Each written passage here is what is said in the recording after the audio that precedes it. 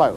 One man, of course, who knew that only too well was Colin Chapman, the founder and inspiration behind Lotus cars, a man who was always breaking new ground. This summer at Donington, there was a gathering of some of his devotees, indeed the largest Lotus gathering ever seen. And Tom Boswell went along to join them.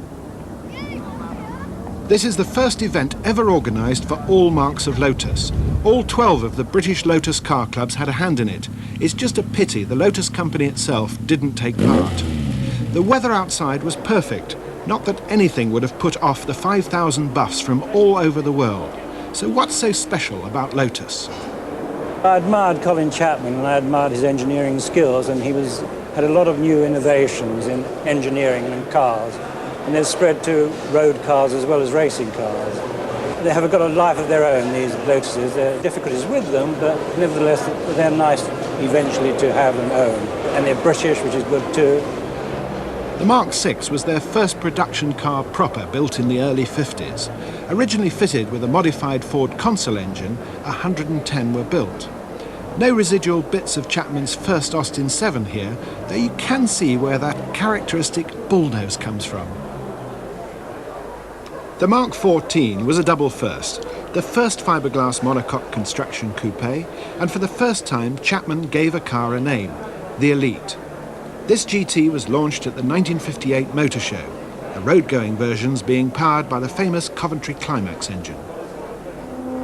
The Mark 25 was the first monocoque Grand Prix car. It set new standards in technology, dominating Formula One with Jim Clark as its driver in 1962.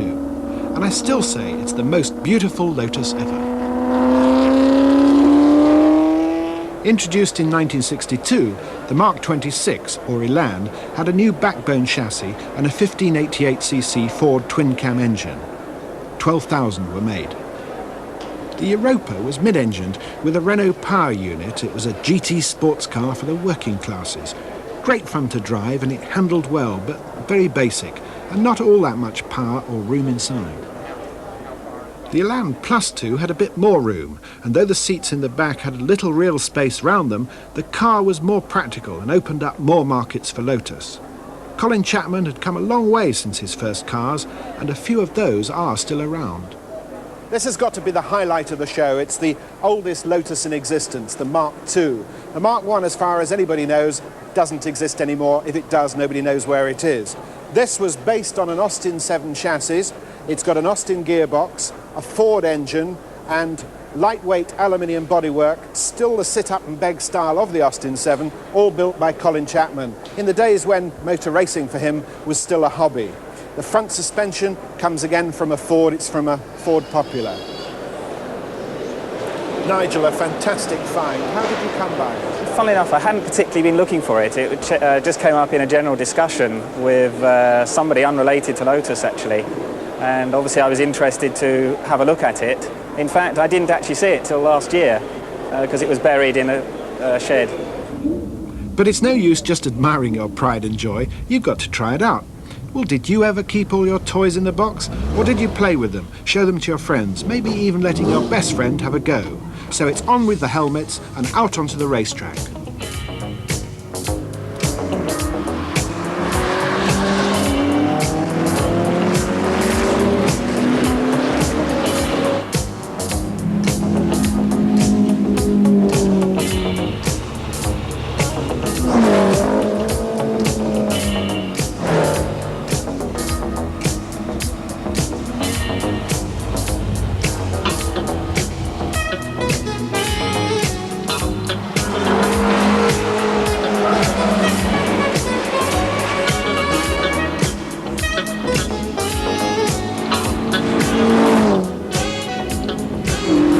Of course, Lotus were also famous for their engines.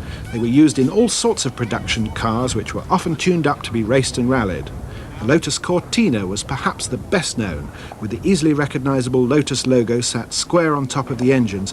Passers-by just stand and stare, and wish, and maybe dream a little of years gone by. 10 years ago, Lotus produced a special limited edition to celebrate their win in the World Championships. Just 100 cars were produced, and this weekend has provided the first opportunity for several of them to get together again, and here they are. Finished in black and gold, they're all identical, and in the same condition, it seems, as they left the showroom in 1979. Identical, that is, except for the individual special edition number on the side. Over the weekend, it became apparent that it's not all easy going. Speculators are forcing prices up, and some less than honest are making up hybrid cars from mixtures of parts. But the rally itself was such a success that it will be held again next year.